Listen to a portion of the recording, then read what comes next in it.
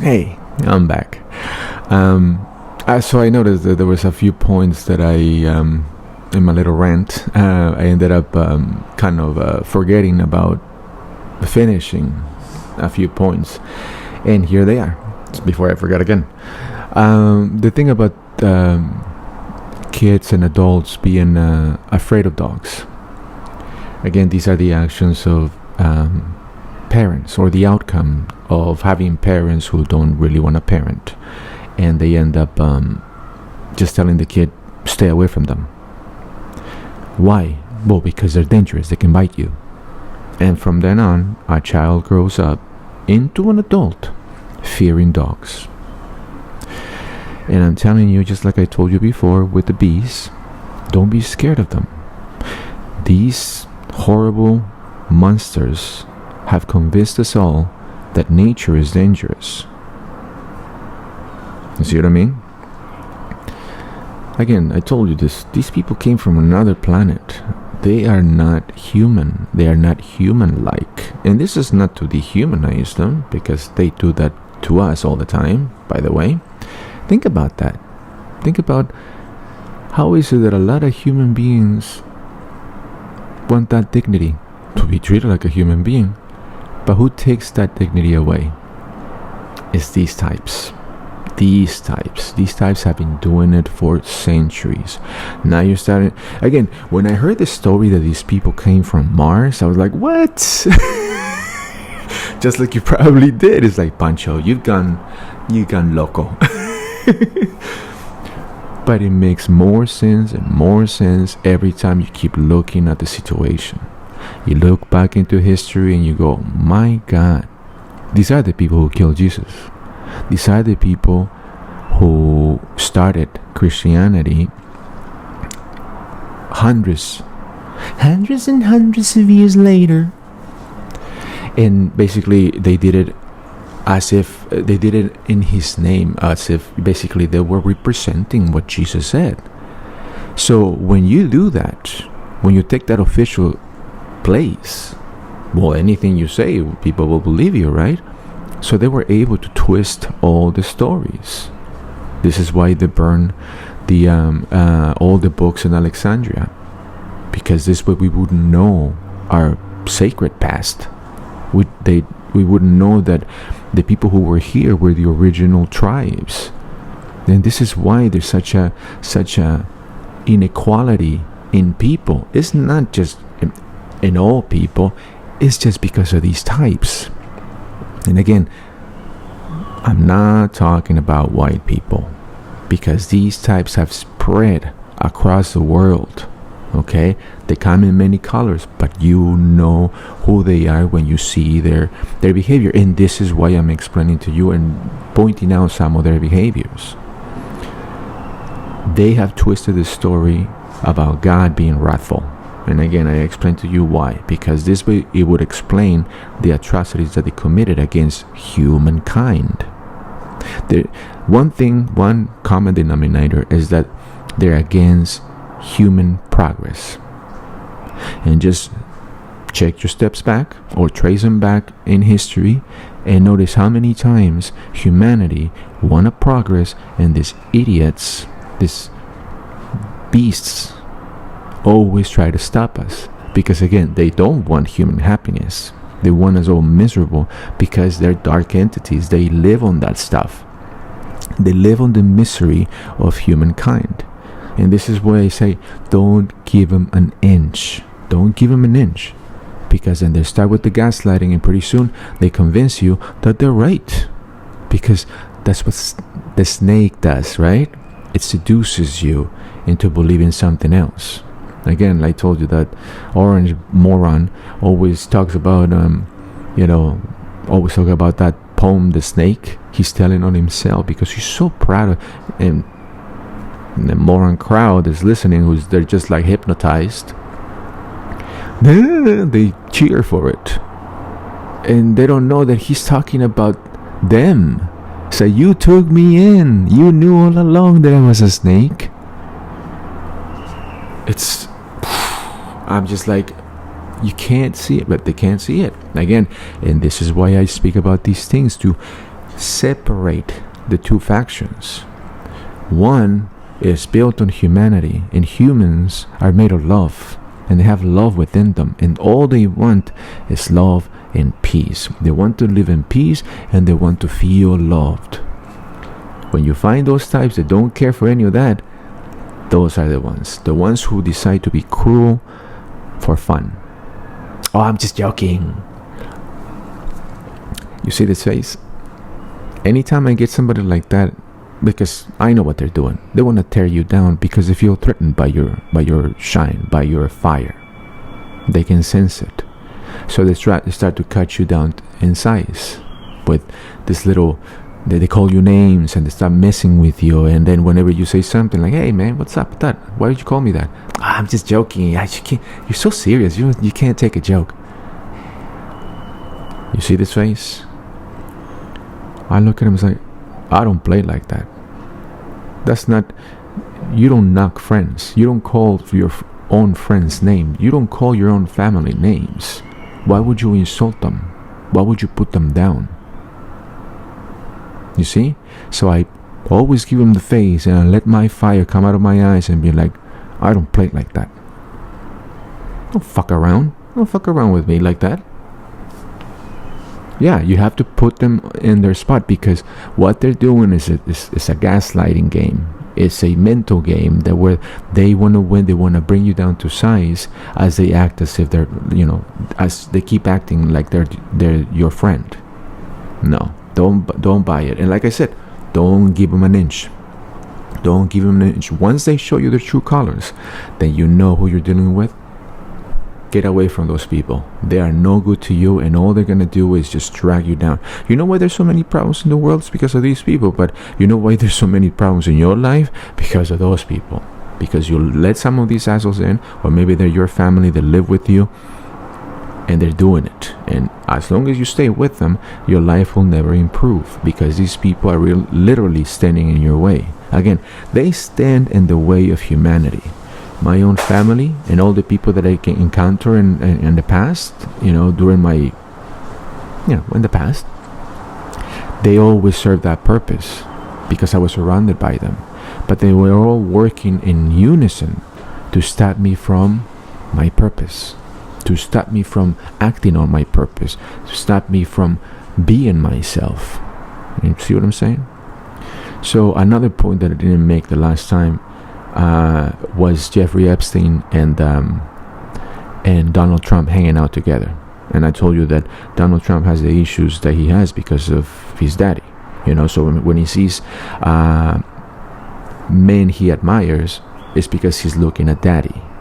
So he's doing all kinds of things to make daddy happy.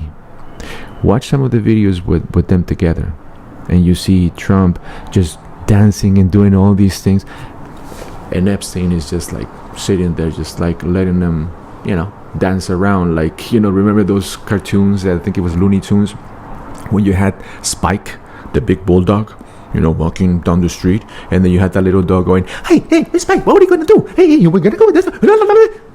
Just being a sycophant, basically, to Spike, the big strong dog, right? You had this little yippy dog, all excited that, hey, I'm hanging out with the strong guy. That's Donald Trump with anybody who seems remotely stronger than him. See what I mean? This is why he loves Putin. This is why he loves the stupid idiot from Hungary. It's the same sickness, basically. It's the effects of being a traumatized child and really just staying a traumatized child. And when you look at him behave, you see that he is a traumatized child. He is still a child. Because I believe, too, that once you get burned as a child, once you get that trauma, you stay stuck there.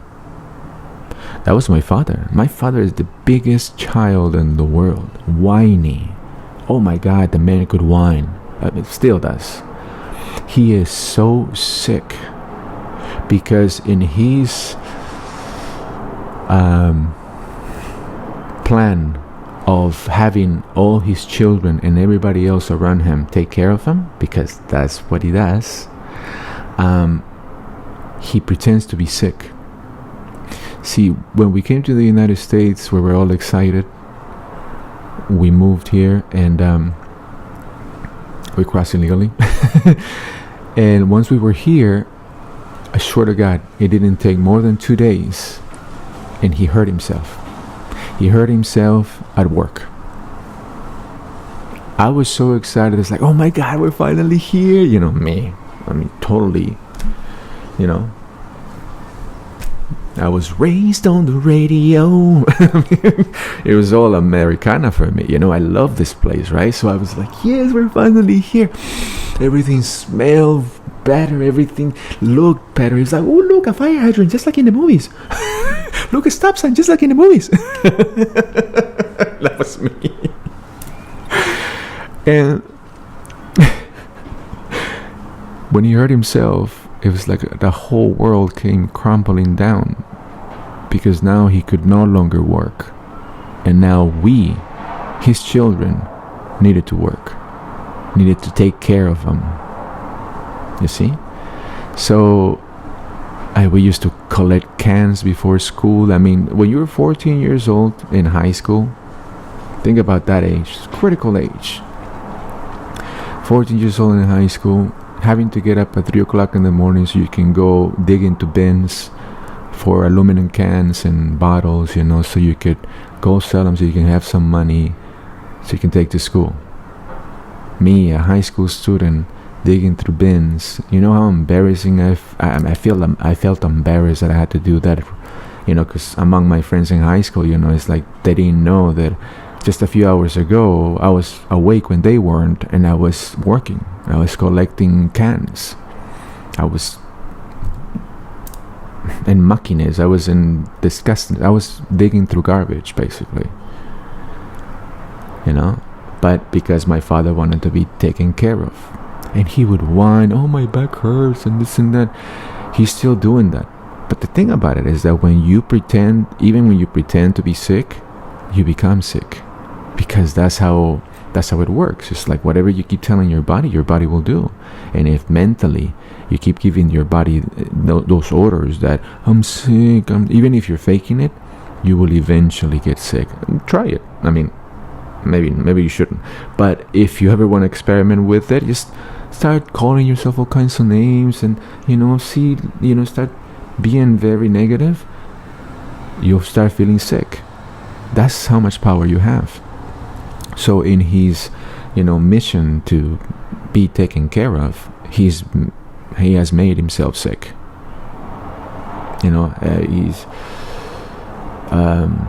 He's got all kinds of conditions, but again, he thinks it works for him because he's still a child, just like Donald Trump. A petulant child that just, I want it my way. I mean, did you hear what he said about Taylor Swift? First of all, Taylor Swift is one of the most beautiful, kindest souls out there. I mean, can't you sense it? Why are you messing with the poor girl? I mean, she does nothing but make people happy. You see what I'm saying? And all these people trashing her. I mean, these are those animals that I told you about. Sorry, animals. I love you, animals. By the way, like I said, I love animals. There's absolutely no animals that I hate except for roaches, but they don't qualify as animal. I mean, I can't stand roaches. Flies I can do, just get away. But roaches I cannot stand. I think it's because they remind me of my ex. And whenever I see them, I'm just like, get out of here, nobody wants you around. But yeah, those were some of the points that I wanted to make about that, especially with animals, and not being afraid of them. And this is the trick. Don't approach them with fear. Don't approach them with trepidation, because they're more sensitive than we are. They can sense. Just because they don't speak English, that doesn't mean they're dumb. And that's the problem too.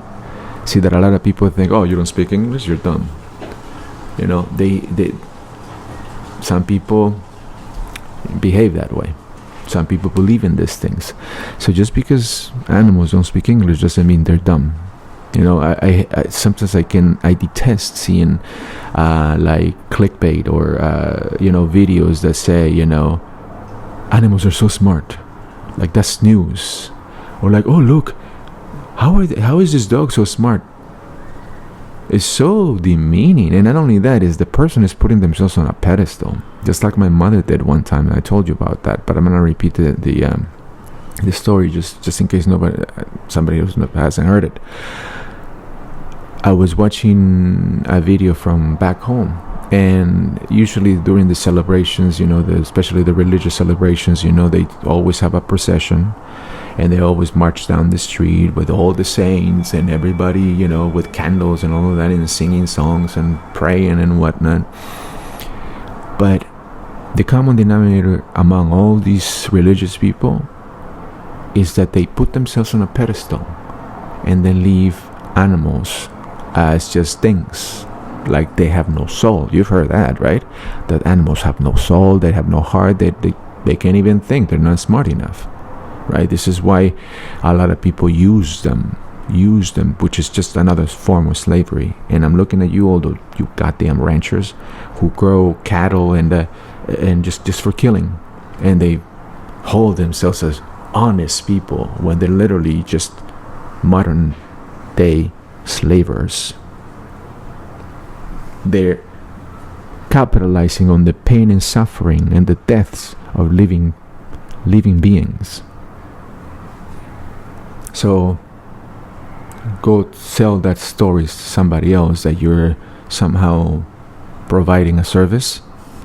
I get it, people like meat and whatnot, but it's like for you to put yourself on a pedestal that, hey, I have a great trade. A trade? That's not a trade. You're a fucking maniac. You're a psycho who is again making money on the deaths, on the lives, on the suffering of living things. God's children, because it's still God's children. So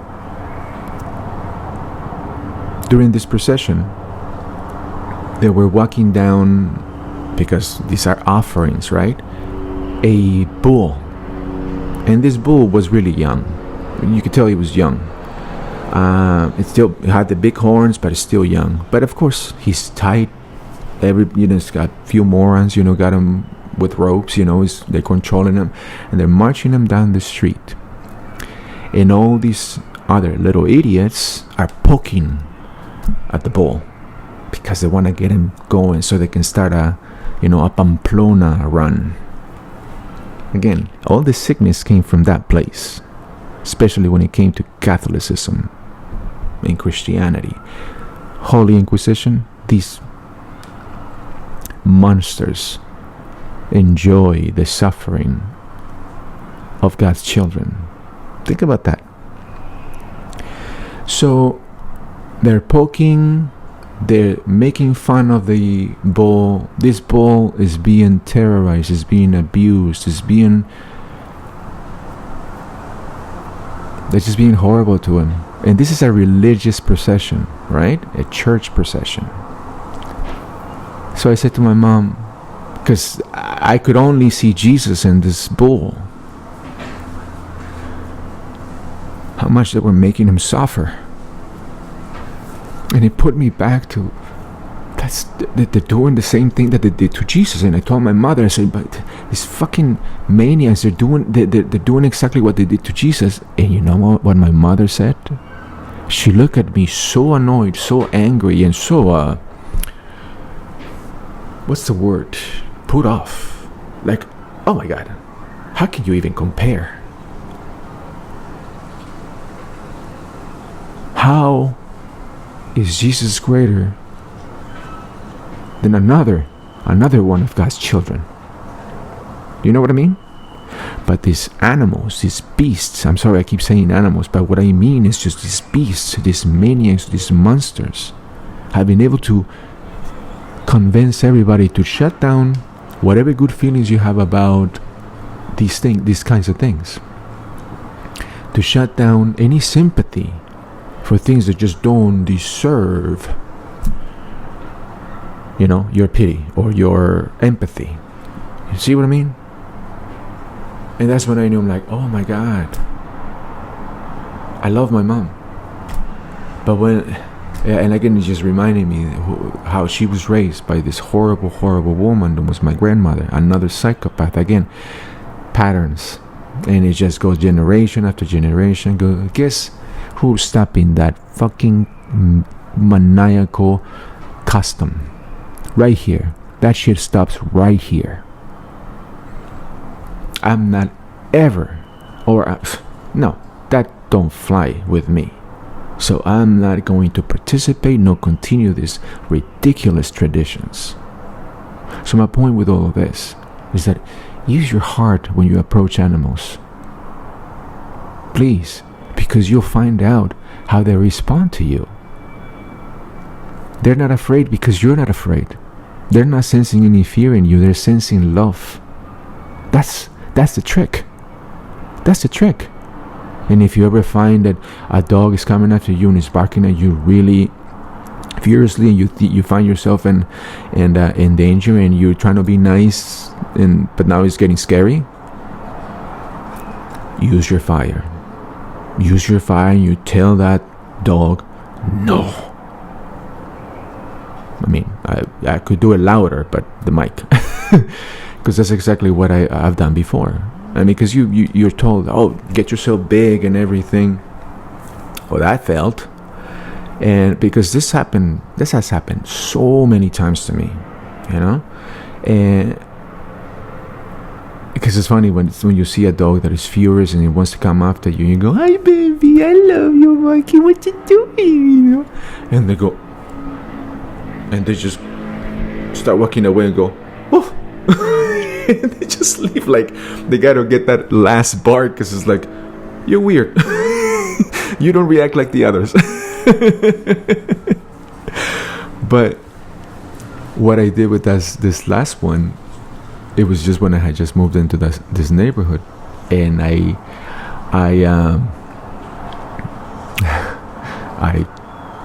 went outside with Baba, you know, so he could do his business. And as we're walking just a few houses down the road, there's this huge German Shepherd. And German Shepherds, you know, they can kill a man. They can rip them apart. They're really strong. They can run really fast. They can jump really high. This is why the Nazis used them. This is what those fucking races back in the 50s and 60s, they used them to, you know, tear apart black people. You know, these are scary dogs, you know, because they've been used by sadistic bastards, you know, these monsters. They have used dogs, you know. Mastiffs were used to tear apart, you know, the Mexicas back in, you know, the Spanish brought them, you know, and Mastiffs, you know, they're massive dogs, you know, and they used to tear apart the Mexicas, basically the native Mexicans of those that time back in the 1500s.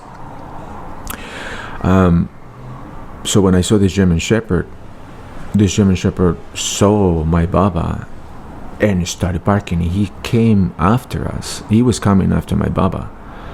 And I used to walk with a Kali stick. It's a rattan stick, you know, because, you know, martial artist.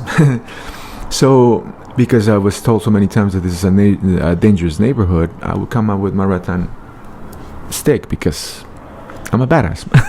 And I'm like, if you want some, I got a stick for you. So that stick came handy. No, I didn't hit the dog, but I basically did a mix between Thor and Hulk at the same time. And when I saw, because they had no leash, and the lady who had just opened the door for the dog was watching, and she was calling him back, but she wasn't listening. He was focused on attacking my Baba. And I had my stick, and I just went, no, boom, and I hit the stick on the ground, and the dog just, you know, tail went under its legs, got really small, and went away. That's what I mean about your fire. You are more powerful than you've been told. You are more powerful than anybody has ever tried to convince you that you're not. You are very powerful. Let your spirit speak for you in those moments. Whenever you are walking down the street and you see these two city guys, now, I don't mean city as in city, I mean like city. They're city fuckers, they're planning something. They're looking at you and they're measuring you out and they're trying to see how they're gonna get to you. Look at them straight in the eyes, again, with that spirit, and just feel the fury that is like, oh, you motherfuckers want something? I wish you motherfucking would. You're not saying that out loud, you're saying that within you, because you're thinking of the audacity of these two morons to think they could take on you, one of God's children. I am packed with the fire. You are fucking with the wrong person. See? That's how you can do it. See how it changed there? Because you have to turn it on sometimes. And I bring this up because, again, I don't want people to fear animals. So you can approach them with your heart. Approach them with kindness, with love. And when you're in danger, turn it on. Turn your fire on. And make anybody who is trying to put you in danger, trying to take away your safety, trying to make you feel threatened, and send it back to them. It's like, not here. You're not going to do this to me. Because I'm backed up by the power of the universe. There is nothing that you can do to me. I fear no evil. I fear no death. Because guess what? I'll just come back again. So there.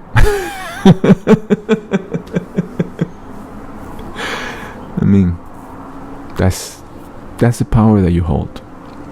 So now that I said my piece about the animals, be kind to them, okay? Bees, they serve a purpose, right? So don't stomp on them. Don't be scared of them. Understand that people for centuries have been filling our heads with this is dangerous and that is dangerous and animals are dangerous and this and that, or Mexicans are dangerous, they bring drugs and all this stuff. Is again, these are sick people. Whenever you see somebody trashing other people, who's the trash? Exactly. That's all there is to it. There is no, oh, okay, you're telling me that they're trash? Okay. And how do you know this? Exactly. Because you are such a supreme entity, that you just know it all. And who told you that? Again, like this orange moron, just with all these stories, he's instigating violence. He's separating people, he's dividing people. Okay, but again, the division is now pretty apparent. Is that those who are backing him up are those people who are cruel, those people who are maniacs, monsters. But that doesn't make them scary. That makes them weak, because they're siding with weakness. Because that's not power. That's not fire. That's not fire. That is weakness. Because it's easier to be an asshole than to be a good person. Because a good person listens to that spirit inside him, that voice within, that fire within, and says, no, that's another one of God's children. You see what I mean? So you stop yourself from doing atrocities, for going through something that is going to hurt somebody. You know what I mean? But these people don't have that filter. So that's what I'm trying to get at. That now that the waters have parted, now we know who they are. And whenever they come around, do not give them an inch, because they do not deserve it. They do not even deserve your pity. Well, maybe pity, but they don't deserve you. They don't deserve your company. They don't deserve, to be around you. They don't deserve to suck all the energy out of you and kill your spirit, because really that's what they want to do. They want to convince you to join their side, Oh, this is just the way it is. This is just the way it is. Common sense. Oh my God, I hate that fucking slogan. Common sense. And it's all these idiots who always say common sense. What, having your sense? No, thank you. I don't think like an idiot. You know what I mean? These are the idiots who always say, well, people don't have common sense. common sense. Yeah, for a commoner, yeah, I get it, because that's how they act. They act like putrid fruit, and you can't get anything out of putrid fruit, because they come from a rotten root. You see what I mean? So these people come around, they're foaming at the mouth, yelling at you, they want to make you feel threatened. You turn on the fire. I'm not saying hurt them. You turn on your own fire, and I'm telling you, they're going to scatter. They're going to scatter, because darkness could never, has never been able to deal with light, with fire. Okay? Evil can never win over good, because good is a side of fire. Good is a side of power. Those assholes, they're just weaklings, because they went for the easy thing. And just so you know how hard it can be for a lot of us who are people of the light, this is what Jesus went through when he was getting his education as a healer. In the Great Pyramid, as an initiate, you have to go through different tests. And a lot of these tests have to deal with fear, and not basically to get rid of fear. So they would put you, in a tank with water, and submerge you and keep you down there, so you could learn to keep your cool under that kind of pressure. Like, don't fear dying. You know what I mean? Another one was to put you in a pool of water in the dark. Again, just so you could be experiencing those moments where fear may invade you. So now you see why Jesus went through all of that punishment. Did he ever show fear? Maybe just a little bit, but then he remembered that he had fire too. That's all I'm referring to. That throughout our human history, we have seen our prophets being killed. But how did they die? With honor and bravery.